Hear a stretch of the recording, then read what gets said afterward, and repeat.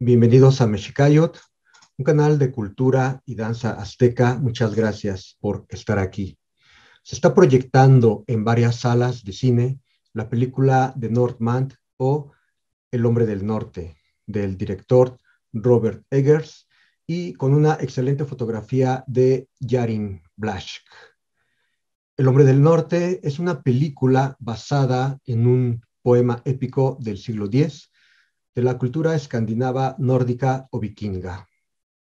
La mención de este film en este espacio sobre una leyenda nórdica es porque tal historia nos recuerda, nos trae a la memoria historias afines que se suscitaron en la época del México antiguo, con increíbles similitudes o semejanzas históricas o culturales, a saber, sobre la historia de Netzahualcóyotl y de Quetzalcóatl. No estamos hablando aquí del Quetzalcóatl creador, del Quetzalcóatl de carácter divino, sino que estamos hablando de Quetzalcóatl el hombre, específicamente de Seacatl Topiltzin Quetzalcóatl, el gobernante de la antigua ciudad de Tolan o Tula. Vamos a observar cómo estas historias antiguas, ancestrales, de diferentes culturas, distantes en tiempo y espacio, comparten ciertos elementos culturales e históricos y simbólicos. The Northman, o El hombre del norte, es una historia basada en un poema nórdico de la antigua Islandia del siglo X, del historiador medieval danés Saxo Grammaticus. En el film de Robert Eggers, el rey Aurvandil, interpretado por Ethan Hawke, tiene un hijo llamado Hamlet, interpretado por el joven actor Oscar Novak. El príncipe Hamlet se encuentra feliz, contento por el regreso de su padre de una campaña de guerra. El rey, sabiéndose herido de muerte, decide llevar a cabo un ritual de iniciación para preparar y transferir a su hijo Hamlet la fuerza y el conocimiento necesario para que sea su digno sucesor en el trono. Es al término de este ritual cuando ya en el bosque el hermano del rey, Fionir, interpretado por Claes Bank, aparece con varios de sus hombres para asesinar al rey Aurvandil. El niño Hamlet huye de la escena y escondido observa detrás de una roca cómo matan a su padre. El tío asesino ordena a sus hombres que busquen y maten también al príncipe Hamlet. Este huye para escapar de sus asesinos, teniendo en mente la venganza de la muerte de su padre. Al paso de los años, el joven Hamlet, ahora interpretado por Alexander Skarsgård, se disfraza de esclavo para poder llevar a cabo su venganza. Cabe mencionar que en la historia original nórdica del siglo X, Hamlet se hace pasar por tonto para poder cumplir su destino, que es poder vengar la muerte de su padre. El final de la película de Robert Eggers no es el mismo que el de la historia original de Saxo Grammaticus. Sin embargo, la venganza se cumple. Hamlet logra matar al tío que asesinó a su padre.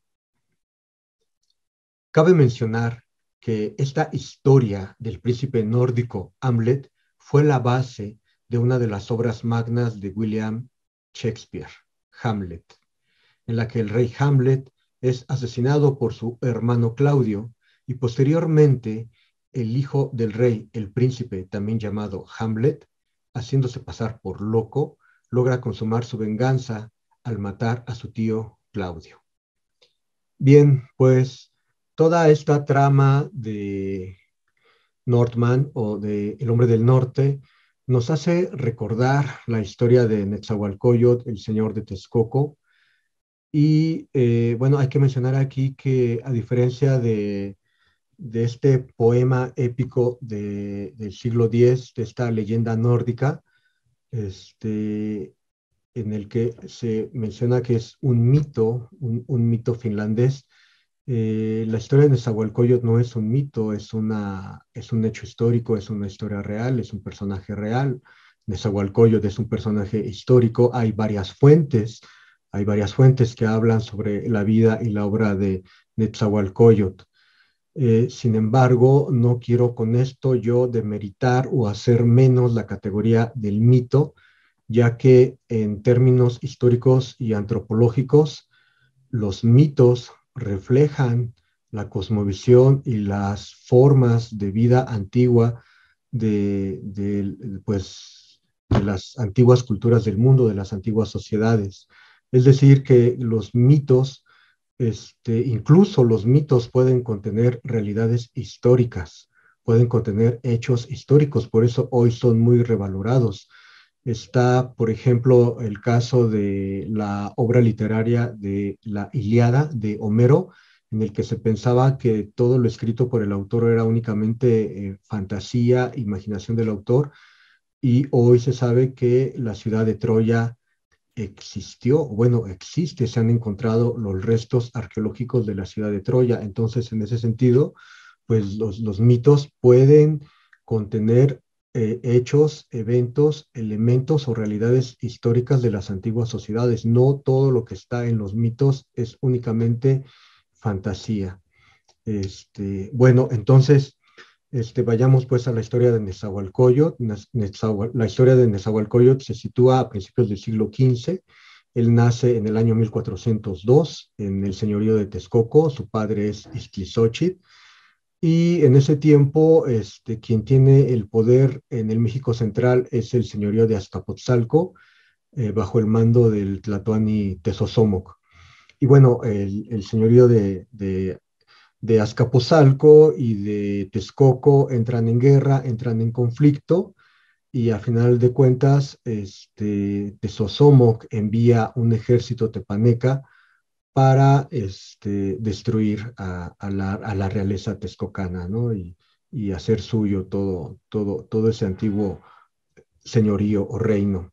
Bueno, la cuestión es de que los tepanecas incendian el palacio, matan a la familia real texcocana, y el señor de Texcoco, Ixtlilxóchitl, tiene que salir huyendo con su séquito real, con sus soldados, con sus guerreros y con su hijo Nezahualcóyotl, que es un niño, este, igual que como en la leyenda nórdica, Hamlet es un niño de 12 años.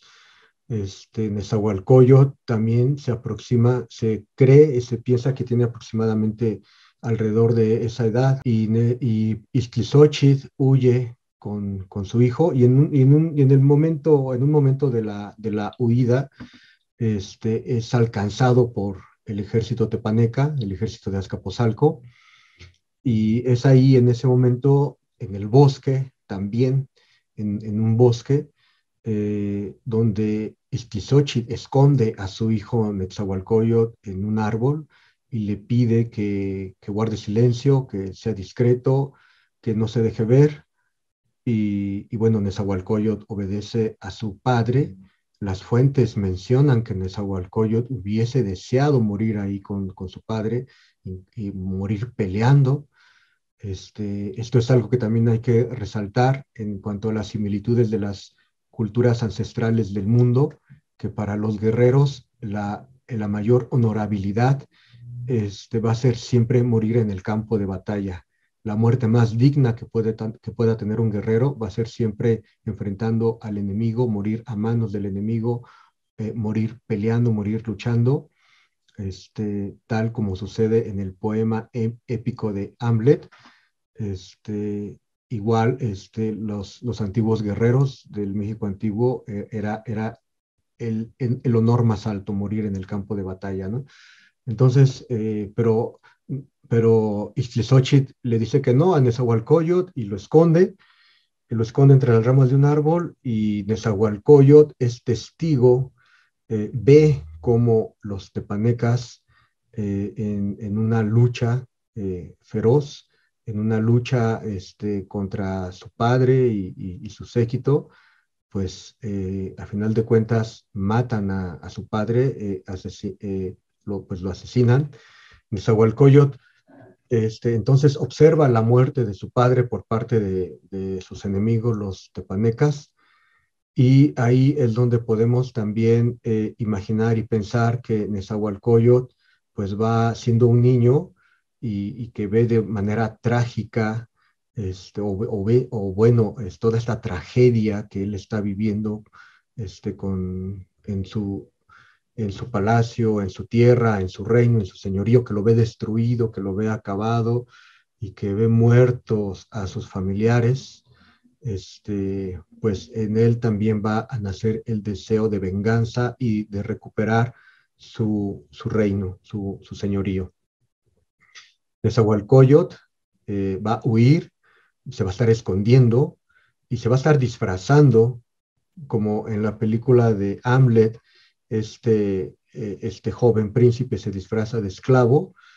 Nezahualcóyotl no se va a disfrazar de esclavo, pero se va a estar disfrazando también para ocultarse, para esconderse de los asesinos de Tezosomoc, ya que le ha puesto precio a su cabeza, ya que lo están buscando para matarlo, y Nezahualcóyotl también tiene que utilizar disfraces, en este caso de campesino o de cargador o de algún otro oficio, pero para pasar desapercibido.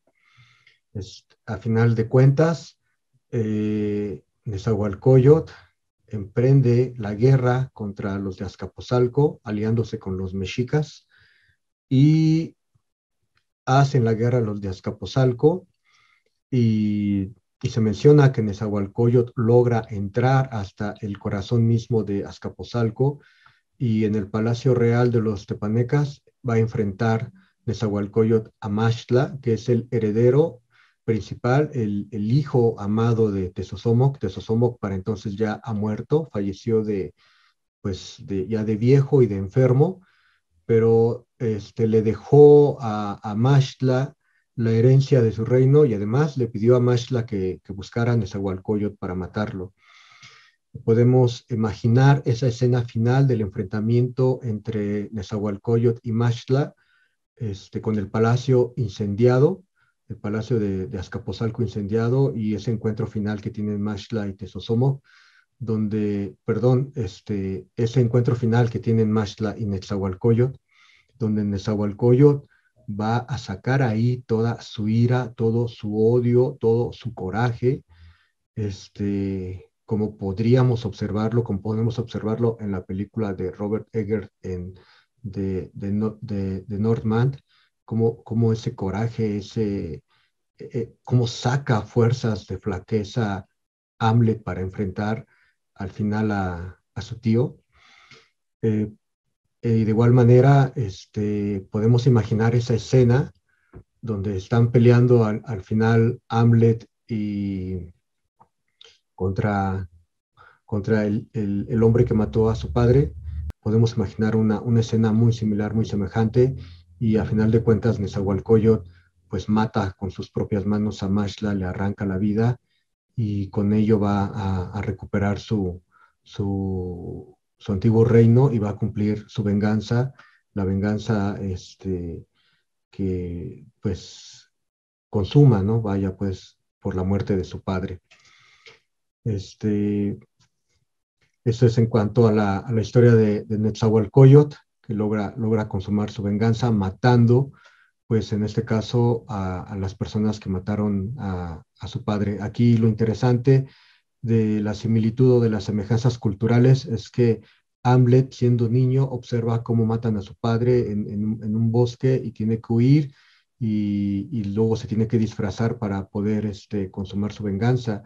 Lo mismo sucede con Nezahualcóyotl, siendo un niño, observa cómo matan a su padre, tiene que huir, se tiene que esconder, se tiene que disfrazar, y a final de cuentas logra consumar también su venganza y recuperar su reino, recuperar su señorío de Texcoco.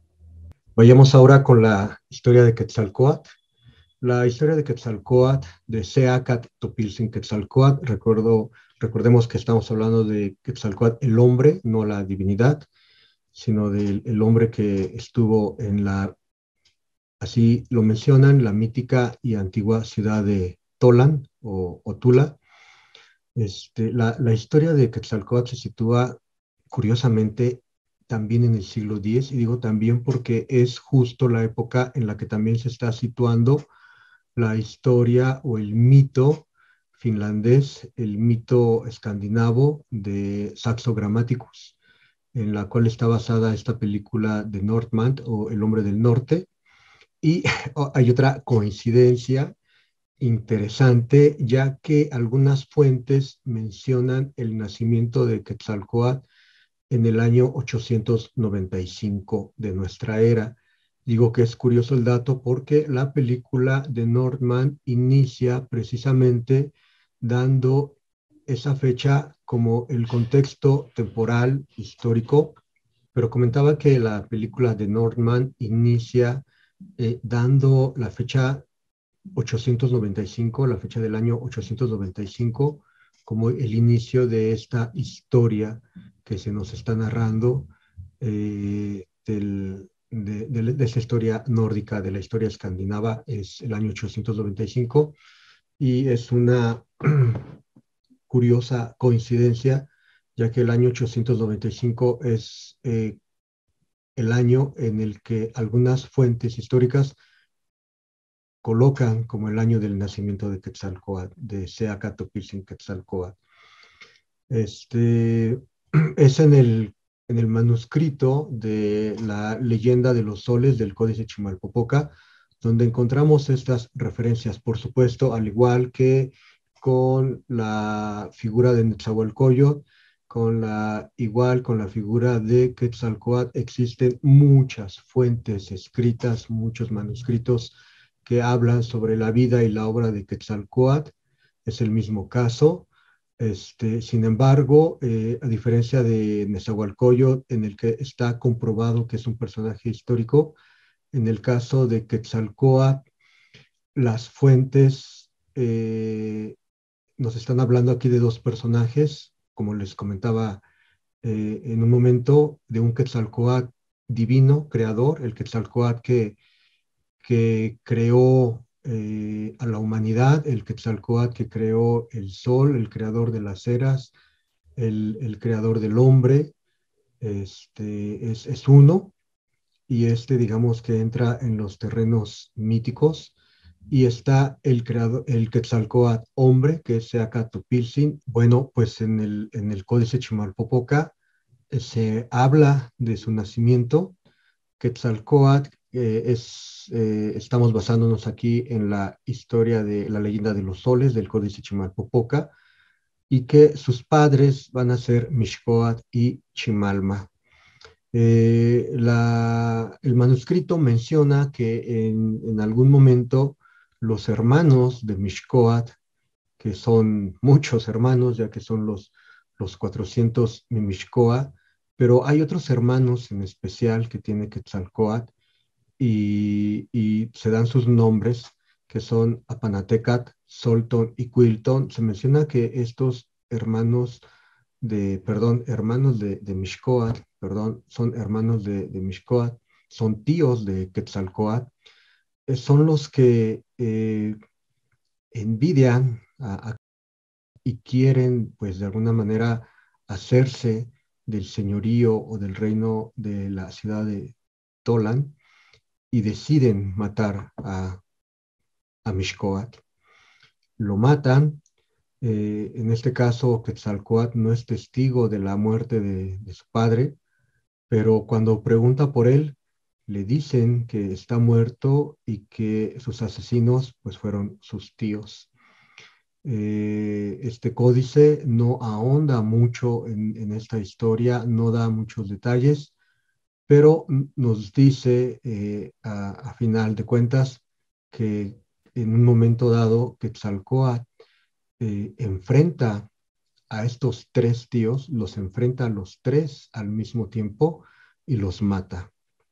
Estamos observando aquí entonces este arquetipo del que hablábamos en un inicio, que es la venganza, y donde Quetzalcóatl, Seacatl venga a la muerte de su padre, Mixcoatl, y con ello, pues también de alguna manera defiende su derecho al reino, y también con ello se convierte en el legítimo heredero de la ciudad de Tolan. Cabe mencionar en estas similitudes o semejanzas culturales, históricas, universales.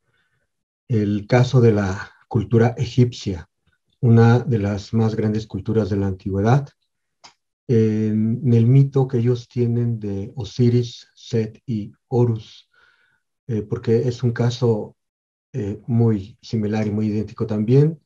No vamos a abundar mucho en ello, solamente mencionar que Osiris, probablemente la divinidad principal de la cultura egipcia, la divinidad que representa la resurrección y la regeneración, este, es asesinado por su hermano Set, el cual es la divinidad del caos.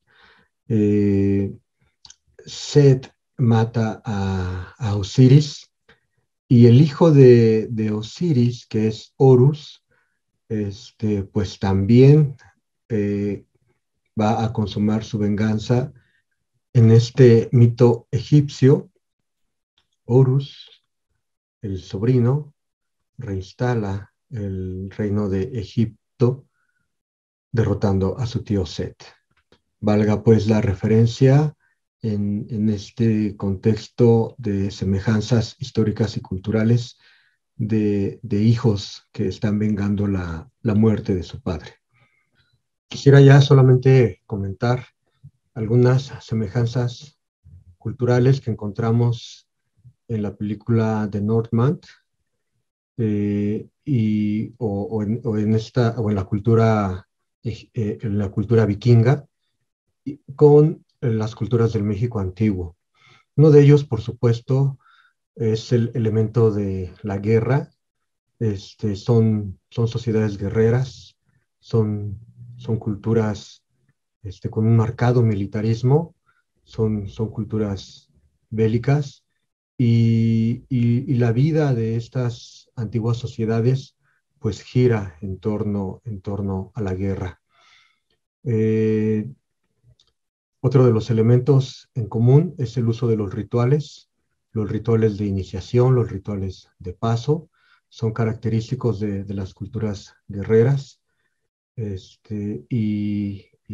Bueno, pues en el México antiguo hubo una gran cantidad de rituales, de ceremonias que a la fecha se siguen conservando en el espacio de la danza azteca, mexica, chichimeca o anahuaca. Ahí se cuenta con una gran cantidad también de rituales que son una continuidad cultural e histórica de las formas del México antiguo. El uso de los tambores, por supuesto que es otro elemento en común, el uso de los cantos e incluso el uso de las plantas de poder, específicamente el uso de los hongos. Observamos como en la película de Northman o El Hombre del Norte, hay una escena donde se utiliza estas plantas de poder que son los hongos, la conocida manita. Y en el México antiguo, los hongos fueron una de las plantas principales, una de las plantas sagradas, una de las plantas, digamos, más utilizadas en el México central, específicamente el Teonanácat, que no es la manita, sino que es otro tipo de hongo. Pero vaya, pues el elemento en común entre estas culturas. Quiero resaltar aquí el uso de la palabra florida, porque en esta película de Northman, que como mencionábamos es una película basada en un poema del siglo X de la cultura escandinava, este, en la película se pueden apreciar, se puede escuchar algunas líneas de manera poética. Pese a este contexto violento de la guerra, no deja de mostrarse el arte del uso de la palabra, del acto del habla, del hablar de una manera reverencial, adecuada, sagrada, para llamar a los espíritus, a las energías. Es por eso que se le considera un poema a esta leyenda nórdica del siglo X, donde observamos unas líneas literarias muy hermosas en cuanto al uso de la palabra, y en ese sentido encuentra una semejanza cultural con las formas del México antiguo, en cuanto al uso de la palabra. Podemos observar simplemente el Huehuetlactoli, la palabra antigua, donde se recoge la forma de hablar de los antiguos mexicanos, la forma bella, metafórica y poética que tenían los antiguos mexicanos para hablar en muchas áreas de su vida, ya sea para recibir a un bebé, a un recién nacido, ya sea para pedir en matrimonio a la pareja, ya sea para despedir al familiar que partía rumbo al Mictlán. El uso de la palabra de una manera poética es también una semejanza cultural en estas sociedades antiguas. El morir en combate, el morir en manos del enemigo, el morir en el campo de batalla, es propio de las antiguas guerreras. Y aquí también se comparte esta cosmovisión tanto en la cultura vikinga como en las culturas del México antiguo. Y por último, pues mencionar la idea de un destino, de que todos, al menos en estas culturas ancestrales, todos tenían un destino bien, bien marcado, bien definido, y esto es propio de las culturas del México antiguo, donde se creía en el destino, donde todos nacemos ya con un destino establecido. A diferencia de la época actual en la que vivimos, en la que se nos dice que nosotros construimos nuestro propio destino con las decisiones que vamos tomando y que somos libres en ese aspecto. En el México antiguo, la cosmovisión en ese aspecto no era así, prácticamente todos tenían ya un destino, y en la película de Nordman, el hombre del norte, el protagonista, Hamlet, entiende que tiene un destino que tiene que cumplir y que no puede escapar a él. En ese sentido, pues existen estas semejanzas culturales. Y por último, únicamente me gustaría mencionar dos puntos. Uno de ellos, que la gran mayoría de los mexicanos se maravillan con este tipo de películas vikingas, y que bueno, pues obviamente son unas grandes producciones, pero que los mexicanos admiran mucho este tipo de épicas, de epopeyas, de películas en el que se resalta mucho al héroe guerrero, ¿no? Y también tiene que ver en parte con el complejo histórico del mexicano, en el que admira mucho a los rubios, y sobre todo si son de ojos azules o de ojos verdes. Pero bueno, ese es otro tema. Solamente quiero aquí mencionar que el público mexicano ha recibido, me parece que muy bien, esta película de Northman, pero sobre todo porque les digo que admiran mucho las culturas guerreras extranjeras, vikingas en este caso, y pues yo solo quiero mencionarles que también en México existieron este tipo de situaciones, de eventos históricos, algunos más reales, ¿no? Como en el caso de Netzahualcóyotl, y pues que solamente es cosa de que se acerquen un poco a nuestra propia historia de nuestro México ancestral, que descubran las historias que aquí tenemos, que también aquí hay historias que vale la pena observar, ver y admirar y maravillarse y entusiasmarse por las historias de nuestra propia madre tierra, el Anáhuac. Solamente es voltear un poco a nuestro pasado antiguo, a nuestro pasado ancestral, para descubrir que también tenemos historias tan admirables como las de la cultura nórdica o escandinava. Y el último punto a mencionar es un llamado, si así se puede decir, a los directores y a los productores de cine mexicano para que consideren también estas historias del México antiguo, del México ancestral, donde podrán encontrar personajes tan maravillosos, tan grandiosos, tan heroicos, como en el caso de Netzahualcóyotl o de Seaca Topilzin, que no dejan nada que desear a personajes míticos como en este caso Hamlet, de esta película de Northman, basada en ese poema del siglo X. Es un llamado a los productores de cine mexicano, a los directores, a la gente que tiene dinero en este país, para que inviertan para hacer películas que tomen estas temáticas de los manuscritos antiguos, de los códices antiguos, que están llenos de historias eh, tan grandiosas y tan maravillosas, de personajes también igualmente de increíbles, como observamos en la película de El Hombre del Norte. Muchas gracias.